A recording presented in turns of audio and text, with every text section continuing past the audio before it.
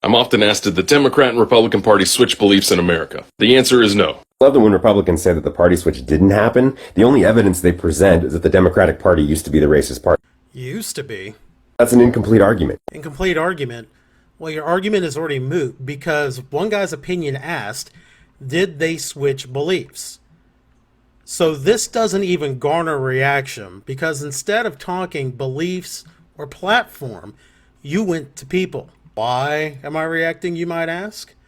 Because your points are so fraught with so many fallacies that I can't help myself, and it's fun. No one is saying that the Democrats didn't used to be the racist party.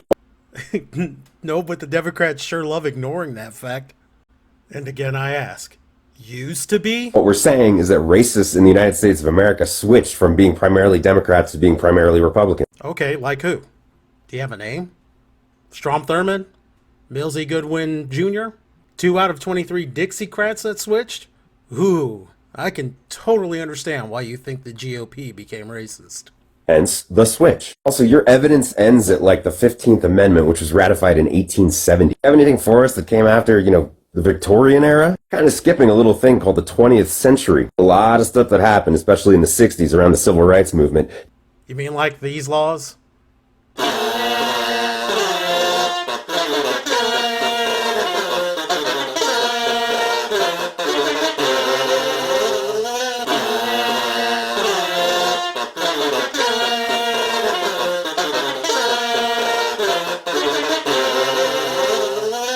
That pushed Southern racists into the Republican Party because the Democratic Party became the principal party of civil rights. Oh, did they? How many Republicans as opposed to Democrats voted nay on any one of those laws? Parties weren't always monolithic blocks like they are today. And they still aren't. But you have to say this to convince yourself that there aren't minorities leaving the left and moving to the right. Both parties had moderate and then more ideological wings. Importantly, they had geographic wings. What you're arguing here is there was no moderation with Dems in the South. And you do this to convince yourself that any Democrat who switched to Republican was racist. That, my friend, is actually bigotry. Southern Democrats and the Northern Democrats were essentially two different parties, even before the Civil War. Yet the Northern Democrats didn't become Republicans. That's interesting. The Democratic Party had 2 presidential candidates in 1860, which is why Lincoln won. Wow, that's a bold statement, Cotton.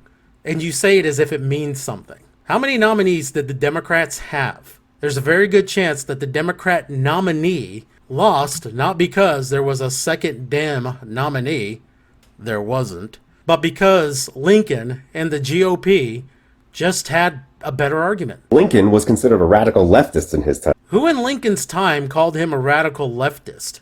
Answer, no one.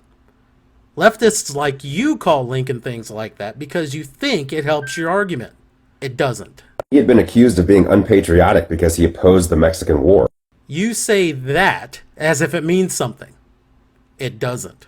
Now, I won't make the argument that no Southern Democrat didn't switch to the GOP. I already stated that 2 did. Even more than those switched. But you would have to prove that every one of those Dems that switched was racist and in no way moderated or even liberal by classical liberal standards. What's really disappointing about it all is that you won't even look for yourself. You're just not curious enough.